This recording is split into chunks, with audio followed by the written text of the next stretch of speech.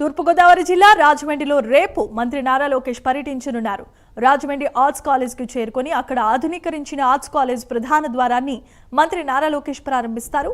ఆ తర్వాత విద్యార్థులతో భేటీ కానున్నారు. మధ్యాహ్నం 12:30 ఆదికవి నన్నయ్య విశ్వవిద్యాలయానికి వెళ్లనున్నారు. అక్కడ నూతనంగా నిర్మించిన ఇంజనీరింగ్ కాలేజ్ భవనాన్ని లోకేష్ ప్రారంభిస్తారు. Engineering college, examinations, school of commerce and management studies భవనాల శిలాఫలకాలను ఆవిష్కరిస్తారు.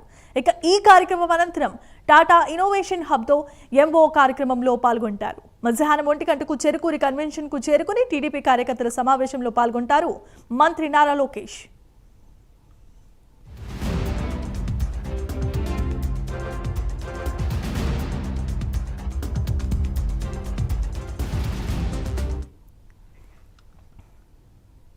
మంత్రి తుమ్మల నాగేశ్వరరావు ఖమ్మం పట్నం 14వ డివిజన్లో 2,25,00,00,000 నిధులతో సీసీ రోడ్లకు శంకుస్థాపన చేశారు.